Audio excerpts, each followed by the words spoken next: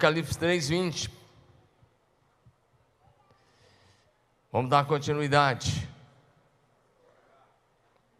Eis que estou à porta e bato. Se alguém ouvir a minha voz e abrir a porta, entrarei em sua casa e cearei com ele e ele comigo. Diga amém. Amém.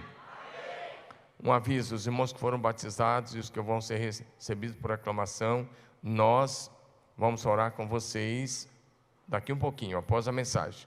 Vamos ter um tempo de oração pelo segundo batismo. Vocês foram batizados nas águas, mas vocês precisam do batismo com o Espírito Santo e com poder. Então, daqui um pouquinho após a palavra, nós estaremos orando com vocês. Vamos juntos? Diga comigo: com Jesus à mesa. Amém? Pode colocar os slides, por favor. Obrigado. A Bíblia Sagrada, a palavra de Deus, ela nos mostra que desde o Éden, um slide, por favor, irmãozinho. A Bíblia Sagrada, a palavra de Deus nos mostra que desde o Éden, o homem tinha um relacionamento diário com o Senhor Jesus. Isso mesmo, uma cristofania ou teofania, aparição ou aparições pré-encarnadas de Jesus Cristo.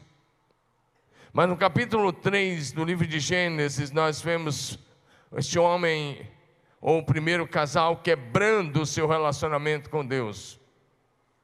Por causa do pecado, da rebeldia, ele rompeu e quebrou esse relacionamento com Deus. Mas nesse mesmo capítulo, a partir do verso 15, nós já temos a promessa da vinda do Salvador.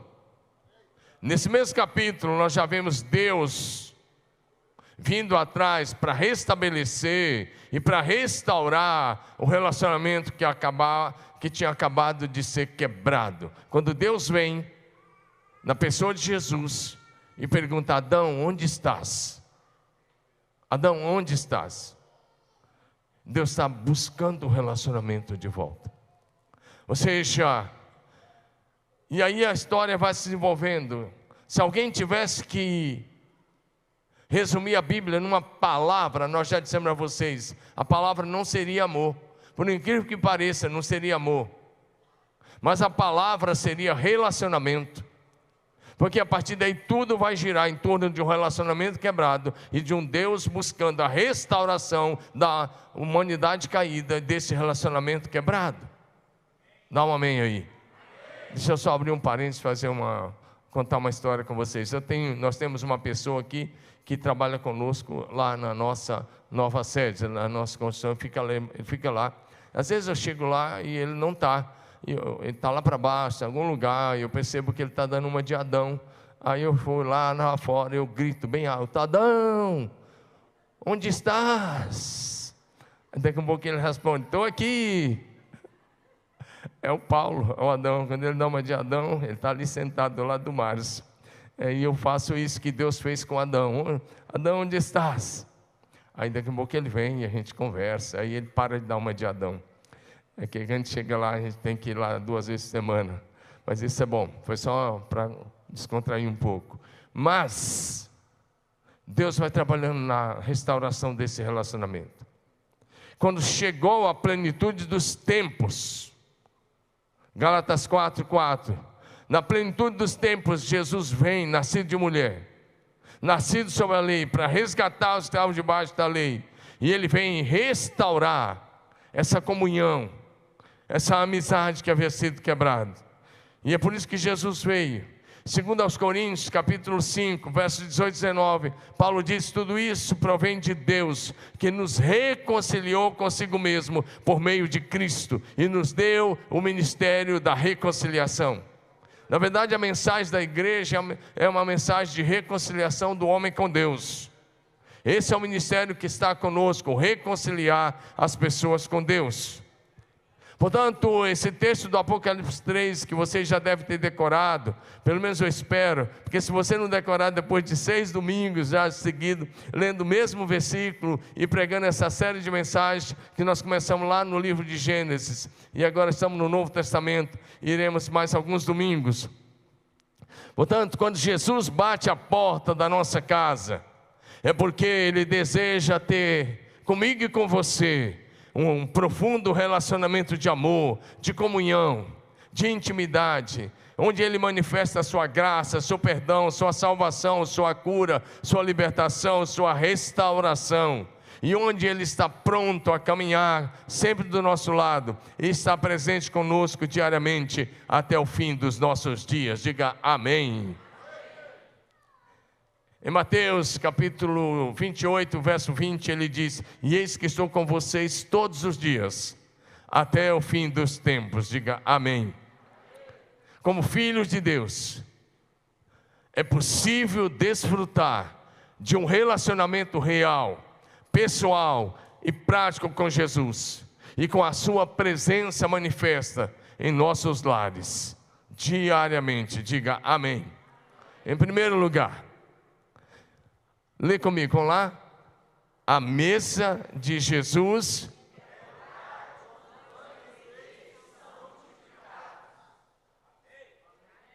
A primeira coisa que eu quero que vocês pensem comigo: a mesa de Jesus é o lugar onde pães e peixes são multiplicados. E aí o texto que eu tenho para mencionar aí é Mateus 14. Jesus nesse dia estava pregando no deserto. Era um dia muito triste para Jesus, muito triste, porque naquele dia ele tomou conhecimento da morte de João Batista. João Batista havia sido degolado, e isso foi 6 meses antes da morte de Jesus na cruz. Jesus está muito triste nesse dia.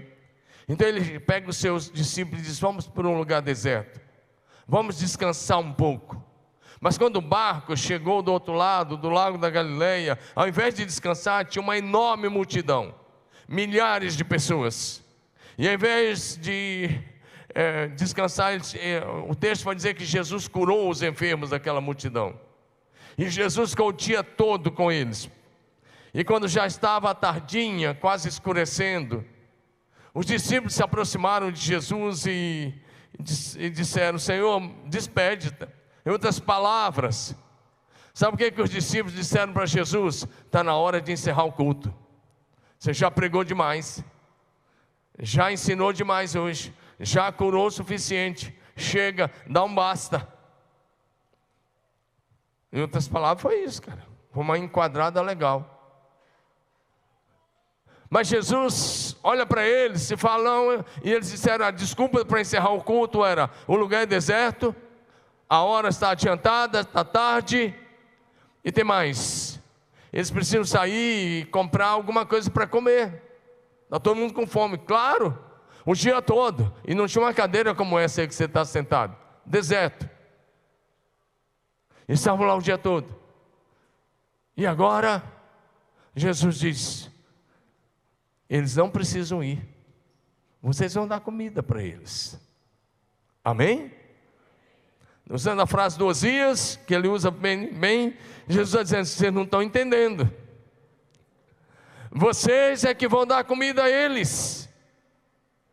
E aí Jesus, eles falam: como? Só temos aqui 5 pães e 2 peixes. E Jesus diz: tragam para cá. Em seguida mandou o povo sentar-se. Eu gosto da ideia de Lucas e de Marcos, que ele diz que mandou o povo sentar em grupos de 50. 5.000, acho que dava 100 grupos de 50. Seus homens, mas as mulheres e as crianças. E aí Jesus ergueu aqueles pães e peixes ao céu, diante do Pai, e agradeceu. Mas quando Jesus terminou de orar, não tinha 10.000 pães nas mãos de Jesus, não, continuava lá 5 pães e 2 peixes. Mas ele tomou os pães, agradeceu, ele começou a partir.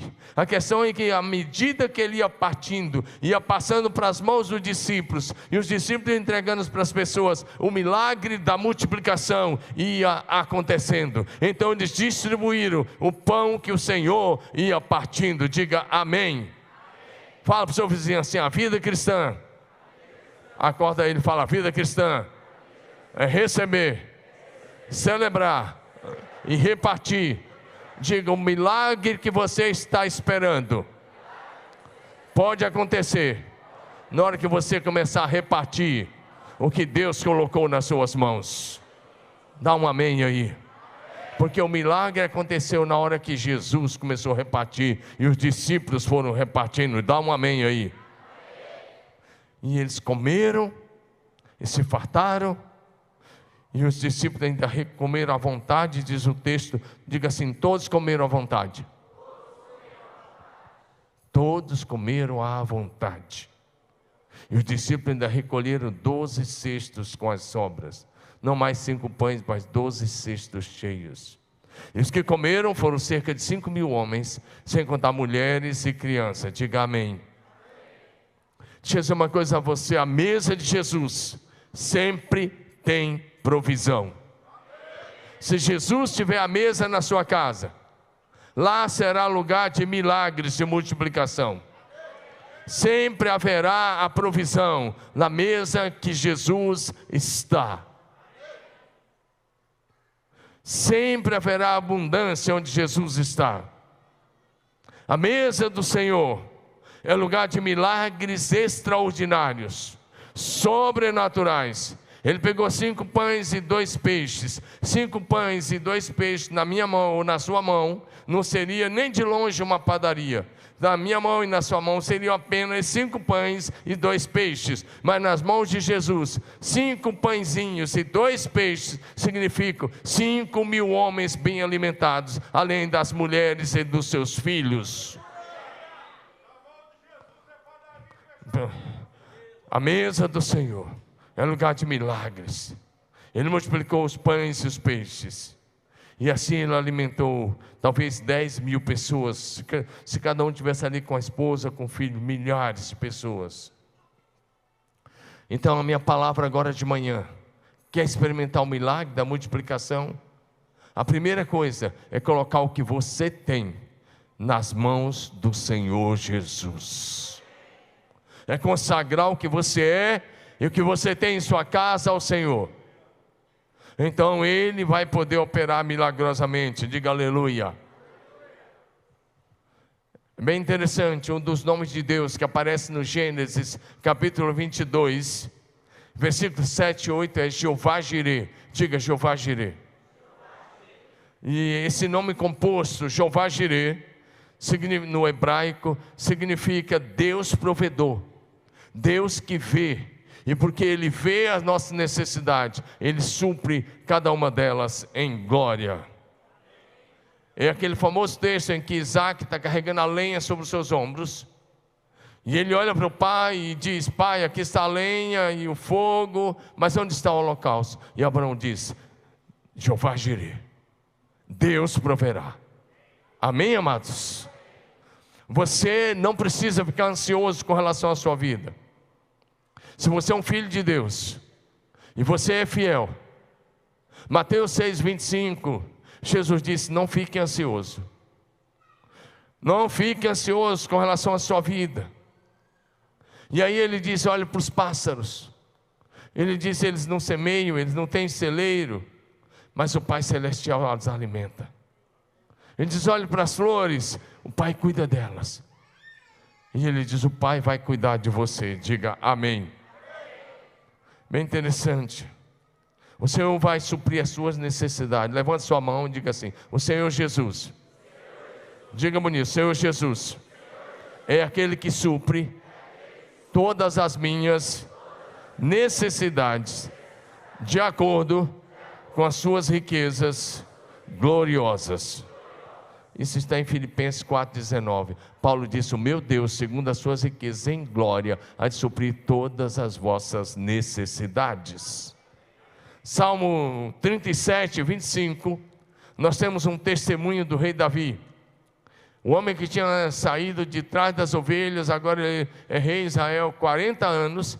E depois de todos aqueles anos que ele estava andando com Deus, ele diz assim: fui moço, e agora sou velho. Porém jamais vi o justo desamparado, nem a sua descendência a mendigar o pão. Se você for um homem que andar com Deus, uma mulher que anda com Deus, e você for fiel ao Senhor, esteja certo, seus filhos, seus netos, seus bisnetos, a sua linhagem, jamais haverá de mendigar o pão, porque o Senhor vai cuidar deles. e vai fazê-los prosperar onde eles colocarem as suas mãos. Você pode desfrutar desse mesmo cuidado de Deus na sua casa, na sua família. Em segundo lugar, bem rápido, até as migalhas, lê comigo, vamos lá? Até as migalhas que caem da mesa do Senhor são suficientes para promover cura e libertação. Amém? E aí eu quero ir com você para o texto da mulher cananeia. Jesus tinha saído um pouquinho ali do território de Israel. Ele fez isso algumas vezes, mas agora ele está na região de Tiro e Sidom, um pouquinho fora do território de Israel. E uma mulher cananeia o procurou.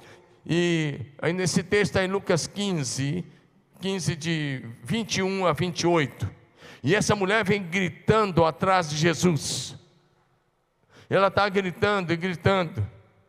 E aí a mulher cananeia, natural dali, veio a ele gritando: Senhor, filho de Davi, tem misericórdia de mim, minha filha está endemoniada e sofrendo muito. Imagina essa situação, ela tem uma filha e a filha está endemoniada e sofrendo muito.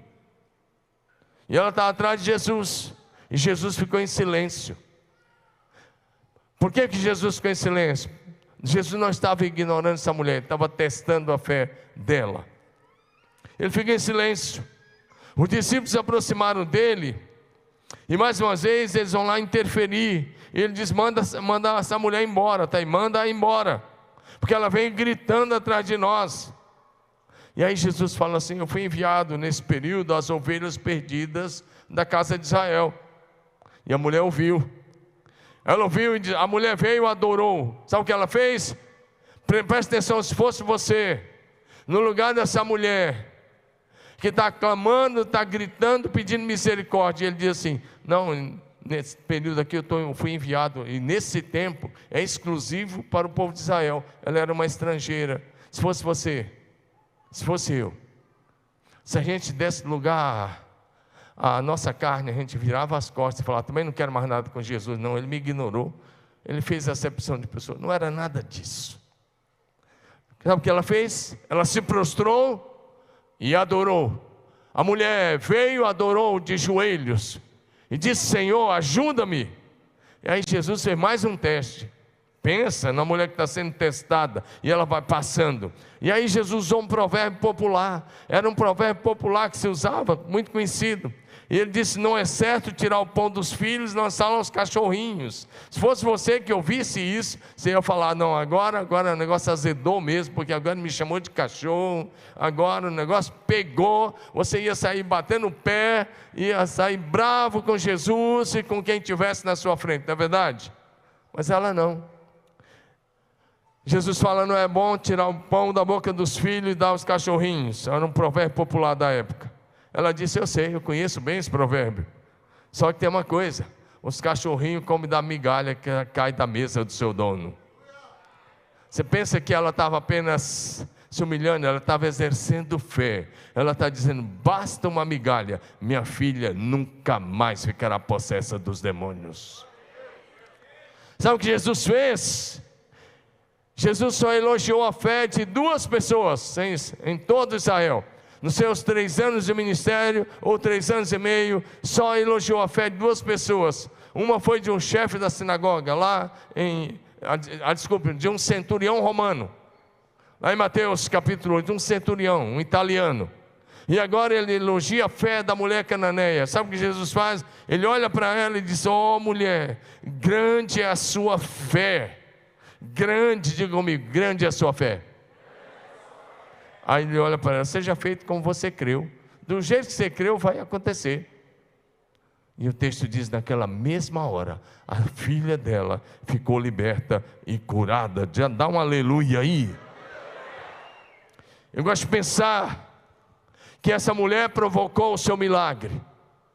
O problema é que muitas vezes você está precisando de um milagre, mas você, em vez de provocar o milagre com a sua fé, como fez essa mulher, você fica esperando o milagre cair pronto do céu. E não é assim que funciona. O reino do céu, a Bíblia diz: batei e abri-se-vos-á. Diga comigo: batei e abri-se-vos-á. Mateus 7, de 5 em diante, 5 a 12. Você bate, você pede, você vai receber. Você pede e recebe, você bate, vai abrir. Essa mulher está lá, ela está insistindo, tem barreiras, tem obstáculos. Os discípulos estão dizendo, manda embora. E Jesus está fazendo um teste. E ela vai sendo aprovada em cada um desses testes. E ela provocou o milagre da filha dela. Se depender de você, sua família vai viver um milagre? Vou perguntar de novo, se depender de você, sua família vai viver um milagre? Se depender de você, o céu vai se manifestar na sua casa? Porque se você quer um milagre, meu amigo, meu irmão, é preciso que você ore fervorosamente diariamente. E às vezes você vai precisar continuar lutando em oração fervorosa, perseverante, pela sua família, até que todos sejam salvos. Diga amém. Porque o milagre que a sua família precisa está na pessoa de Jesus Cristo de Nazaré. Jesus é a resposta que você tanto está buscando. Ele é a solução e Ele é a única esperança para a família.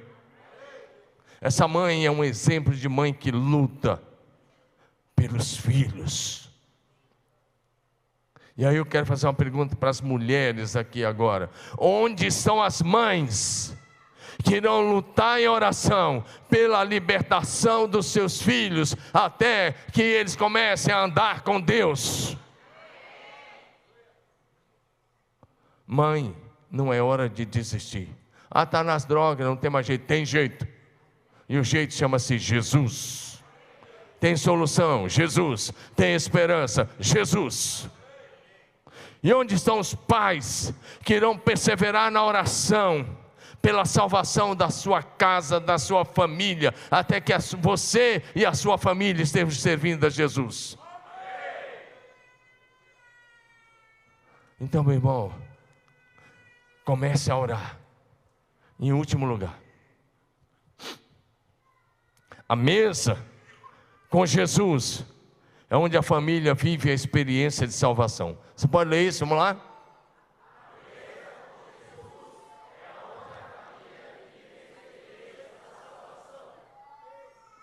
A mesa com Jesus é onde a família tem a experiência de salvação. Jesus estava passando por Jericó e era a sua última passagem em Jericó, antes da crucificação. E aí Jesus está passando na avenida principal lá. Quando você vai a Jericó com a gente, tem até esse tipo de figueira lá. E se for um guia daqueles bem, assim, um pouco malandro, ele vai dizer, foi essa figueira aí que o Zaqueu subiu. Não é nada, já teve não sei quantas figueiras lá que nasceram e morreram depois disso. Mas às vezes o cara não quer fazer você tirar foto em vão. Mas certo que aquela figueira tinha uma figueira. E aí nós estamos em Lucas 19, de 1 a 10. E tem um homem lá que queria ver Jesus, como você conhece. O que eu gosto é que na declaração que Jesus fez a Zaqueu, a Bíblia diz, Jesus entrou em Jericó e estava atravessando a cidade. E como sempre, onde Jesus ia, nesse período de popularidade, milhares de pessoas estavam atrás. E a Bíblia fala de um homem chamado Zaqueu. E o texto diz que ele era o chefe dos cobradores de impostos. Sabe, hoje seria o chefe da Receita Federal de Marília. Seria isso, chefe da Receita. Esse era o cargo do Zaqueu. E o texto diz que ele era um homem rico. Está ali logo no primeiro versículo, um homem rico, chamado Zaqueu. Os fiscais de renda ganham bem, já desde lá, desde aquele período.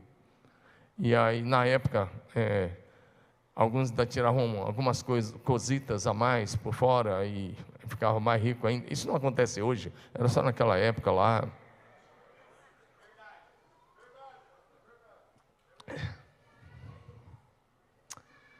Vamos lá. E ele tentava ver quem era Jesus. Tentava ver Jesus. Mas eu fiquei pensando que ele era pequeno, do tamanho de alguns aqui, né? Na minha equipe, inclusive, tem uma concorrência aí, para ver quem que vai ser o menor. Só falta eu contratar o Dodô agora para ganhar do Marcos Paulo, né? Então, brincadeira à parte aqui, a gente vai pregando, mas presta atenção. Mas o texto diz que ele era de pequena estatura, e por isso mesmo que ele ficasse na ponta do pé, ele não conseguia. E ele tomou uma ideia, ele teve uma ideia, legal essa ideia. Porque Mateus 18 diz que aquele que quiser entrar no reino do céu tem que ter atitude de criança. Como uma criança. A ideia de criança, de menino, e até a ideia de um menino um pouco levado. Porque a ideia dele foi correr na frente, ele correu na rua. Imagina o chefe da Receita de Marília, o diretor da Receita, correndo na rua, fazendo educação física, tudo bem, mas correndo bem vestido, de paletó e gravata, um negócio, todo mundo ia ficar olhando, né? Mas ele subiu numa figueira brava. E quando Jesus chegou embaixo da figueira, o que ele não esperava, ele só queria ver Jesus, é que Jesus parou. Diga, Jesus parou. Olhou para cima e disse: Zaqueu, desça depressa, porque hoje eu vou me hospedar na sua casa.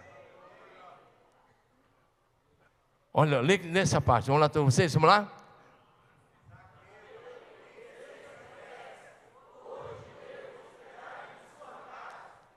Zaqueu disse: hoje eu vou dormir na sua casa, amigão. Você não sabia, né?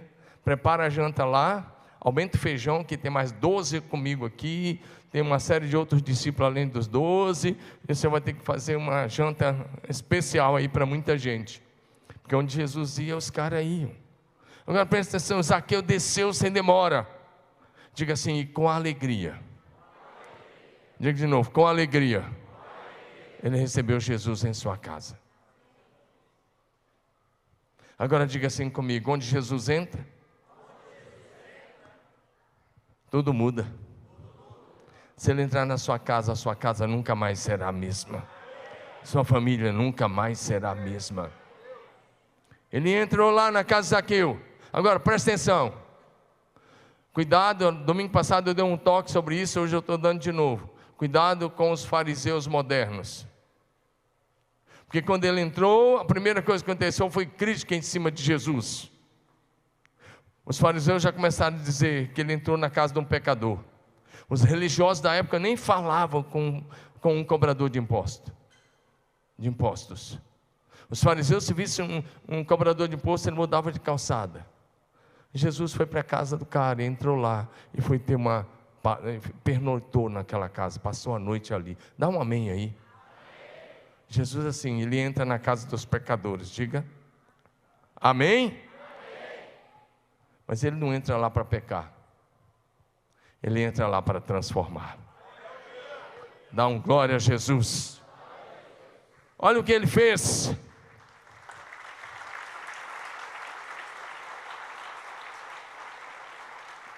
Jesus entrou lá na casa de Zaqueu. Diga de novo: onde Jesus entra, tudo muda. Aquele coração ganancioso que estava voltado só para o dinheiro, de repente muda tudo. Ele se levanta no meio da janta.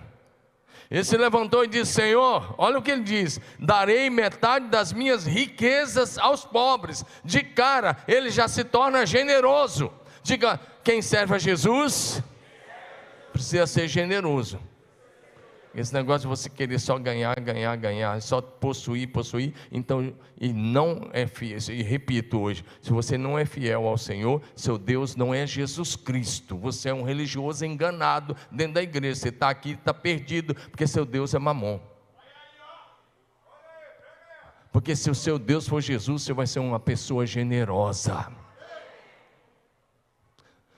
Se o seu Deus é Jesus Cristo, você vai ser generoso. Porque se você não é generoso, você ainda ama o dinheiro, seu Deus é Mamon, que é o falso Deus do dinheiro. Estou aqui para te pregar a verdade. Não adianta você vir aqui, levantar a mão, bater palma, chorar e ir para o inferno, que você está servindo Mamon. Você tem que vir aqui, mas tem que servir a Jesus Cristo e a Ele só. Prospere, ganhe dinheiro, seja um homem próspero, mas consagre que você tem a Jesus. Use os seus recursos para expandir o reino de Deus. Zaqueu se levanta e diz: eu estou dando metade dos meus bens aos pobres. Aí tem mais: se explorei alguém na cobrança de impostos, devolverei 4 vezes mais. Dá um amém aí, meu irmão. Aí Jesus olhou para essa atitude e disse: hoje chegou a salvação a esta casa. Onde Jesus entra, a salvação entra, a libertação entra, a cura entra, a bênção entra. E aí Jesus conclui de uma forma magistral, definindo para nós a sua missão. O Filho do Homem veio buscar e salvar os perdidos. Na experiência da mesa com Jesus, Zaqueu se converteu, sua família se converteu, e ali todos foram perdoados, libertos e salvos, porque o Salvador entrou naquela casa. Onde Jesus Cristo entra, repito, tudo muda, as trevas saem e a luz do céu brilha. A perdição sai, a maldição sai, a iniquidade sai, e todos são salvos, os enfermos são curados, e o céu se manifesta na terra. Como disse, Zaqueu decidiu ser generoso, distribuir metade de seus bens com os pobres, e restituir as pessoas que ele havia lesado.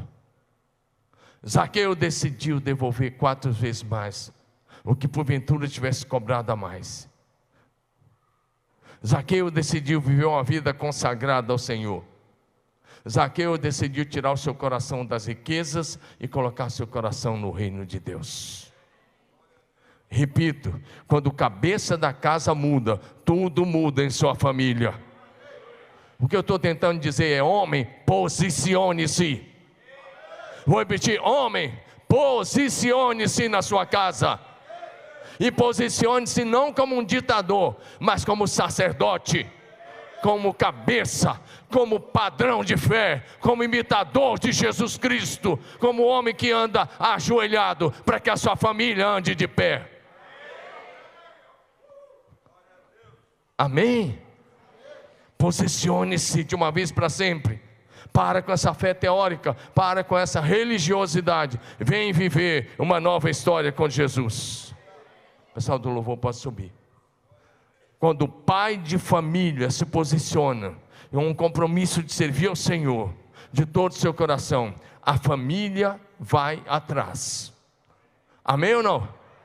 Eu conheço pais que se posicionaram na mais diferente área, a família segue. Eu conheço pai que era gordo, bem gordo, com todo respeito aos gordinhos aí, mas resolveu fazer uma dieta legal, fazer academia, andar de bike, pedalar, sabe o que acontece? A esposa e os filhos vão tudo atrás, está todo mundo fitness, porque o pai se posicionou.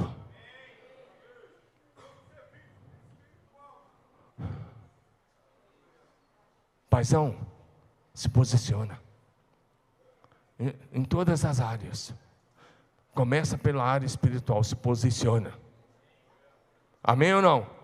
Irmã, se posicione como mulher de Deus, guerreira do Senhor, de oração. Amém? Não negocie os princípios. Assim que, quer dizer uma coisa, assim como Jesus entrou na casa de Zaqueu e hospedou-se naquela casa e tudo mudou lá, Ele deseja entrar na nossa casa para estar conosco não um dia, mas habitar conosco para sempre. E tudo vai mudar. Amém ou não?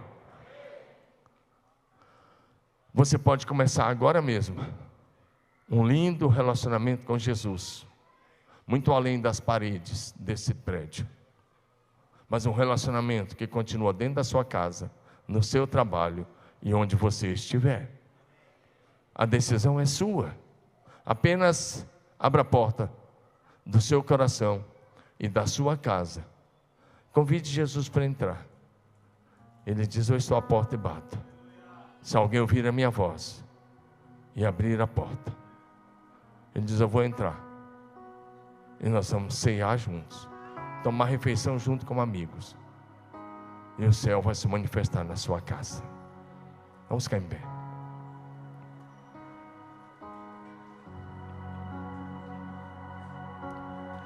Eu quero orar com você que quer viver esse nível de comprometimento, assim como Zaqueu. Eu sei que nós não vamos cantar essa, os meninos nem lembram dela mais, porque já faz tanto tempo. Mas só relembrando, tem uma música do Regis Danese, lá atrás. Acho que a Aninha lembra, é a única que lembra aqui. Que ele diz assim, como Zaqueu: eu quero subir o mais alto que eu puder. E depois ele diz assim: entra na minha casa, entra na minha vida, mexe com a minha estrutura, sara as feridas, muda tudo. Talvez hoje esse deve ser o pedido de cada pai aqui. Mas a outra coisa que eu quero que você olhe para Zaqueu é que eu quero fazer um apelo aos pais aqui a serem homens generosos, para ensinar generosidade aos seus filhos na prática. Cada mãe é ser uma mulher generosa. O provérbio diz: a alma generosa prosperará. Talvez você está dizendo: eu não sou generoso porque eu ainda não tenho, ainda não sou próspero. É o contrário, olha para mim. Você não é próspero porque você não é generoso. Porque a hora que você for generoso, você vai ser próspero. A alma generosa prosperará. Zaqueu se tornou generoso. E ninguém vence a Deus. Quando você der alguma coisa, Deus vai te dar infinitamente mais. Infinitamente mais. Então, enquanto cantamos, se você quer fazer esse nível de compromisso, de generosidade, colocar a sua casa mais uma vez, sua vida, a sua família à disposição do Senhor e a serviço do Senhor, corre aqui na frente, meu irmãozinho, e aí nós vamos orar juntos. Já vem para cá, em nome de Jesus.